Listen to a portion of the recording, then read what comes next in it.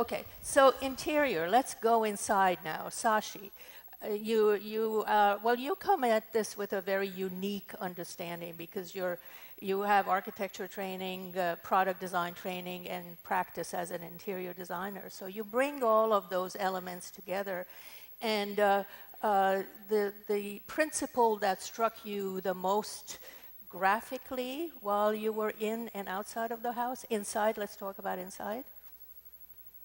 Gosh, there are several, Susan. You know, it's the interior is an interesting area of development at this moment in time in our history, because as much as in Mr. Wright's days, it was very much an integrated practice, and he gives us an example of genius. I wonder if 100 years ago we had the discipline of interior, whether he would have been exemplified as the quintessential interior designer. Because actually what he does do really well is what all interior designers need to have at their fingertips, which is understand human nature, understand human characteristics, needs, wants, desires. But there are several principles that are interesting to me that actually don't start out unified but get built upon in really smart ways that are as fresh today. So he talks about form. Well, form simply just is a whole. Right? Sort of several elements come together to give us a whole. But the form that he leaves us with is very whole, and it wouldn't be complete without the detail that exists. A lot of it is very decorative, and the decorative detail is, you know, decoration is this big, dirty word. We don't do that in this day and age, and yet it's really essential. It's essential for us to allow us to express ourselves, and Frank Lloyd Wright does it to express himself, but it gives a great deal of joy to us even today in the 21st century. Another one that he talks about is dimension. And dimension, height, width, and he talks about depth. And the depth that then starts to give us space, a volume. Well, those are pretty abstract terms, but he takes those terms and he manages to make them into places. His space is no longer just this space. A lot of contemporary architecture is just space. It doesn't stimulate, it doesn't inspire, it often leaves us cold. But in Frank Lloyd Wright's spaces, you actually enter places that, regardless of whether there is a perceived comfort or not, we very quickly are able to be in that place and able to relate to it and become comfortable sort of from inside of us. So for me, there's a slightly different connection of the outside-inside, because it's almost as if he understands the inside of himself, this peripheral space that comes from within, which is our bubble of space we all move around in, which then gets extruded into a volume of architectural space.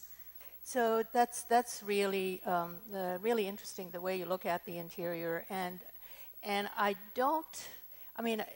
it's how do we get beyond these denatured, these cold places that we all work in, especially?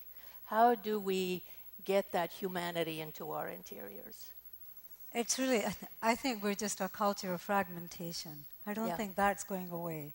I think if anything, we will become, the 21st century requires us to become even more specialized in some ways because we have so much knowledge. But what's interesting about Frank Lloyd Wright is that he is able to understand the qualities of human beings. In that sense, it's more natural than the nature, the sort of organic, external nature. It's not trees and flowers, it's the nature of us. And we take ownership. He takes ownership of his own humanity. He imbues his architecture with his own aspirations, desires, needs, wants. As much as it is built for his clients, and Mr. and Mrs. May, I'm sure, were very happy in that home, it really is an expression of Mr. Wright. And I do think that designers have this responsibility to both be visionaries, lead with vision, but also be remarkably sensitive to a lot of the qualitative aspects of being human. So this issue of taking ownership and pride and dignity and being able to inspire that through our work, for me, those are areas that require a lot more research than a lot of the technological ones at this moment in time. I also think it's very interesting that as our science at this moment in time has turned more inwards, and our science is now looking at, well, what makes us tick? What about my biology and my mind? That when we do that, that maybe now's the time for us to integrate in far smarter ways with the psychologists and the anthropologists and the social scientists, rather than some of the obvious things that we're doing, so that we can try to understand this bigger issue of making environments that are imbued with qualities that support the softness of human nature, which is what we need to be able to support now. And I think that's incredibly important, and that also is incredibly important in terms of how we treat historic houses or how we treat design of any kind. That it is about that. It isn't about the color of the chair or isn't about necessarily the price of it, but it is the experiences that it can create and how it can pull people together or pull them apart. I mean, that's a really important part of all of this. So drilling down into the fine grain, Christy, product, fabric, it's your specialty, and I know you think about this a great deal, your fabrics in a much more contextual way than a mere fabric designer. You understand the relationships with architecture, interiors, and fabrics. So what was the one takeaway moment for you as a fabric designer with this from this trip? We were asked prior to participating in the symposium just to kind of refresh our memories and reread the Wright's design principles, which is a very compact little treatise. And I had read them a few times in the past, working on a project that involved having the opportunity actually to go out and work at Taliesin West. But I was really struck by many of them, but one of the things that I feel very much kinship with was his notion and strong adherence to that idea of truth to materials.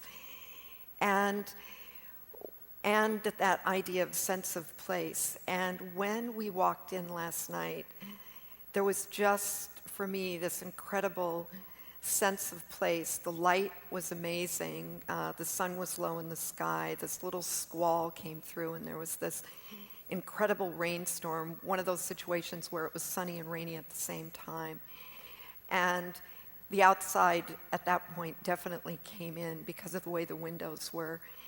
And I was looking around at the colors and the way that he used texture and materials, and I was looking at the brick of the fireplace, and we're trying to figure out what the material is between the textured brick. Was it glass? Was it ceramic?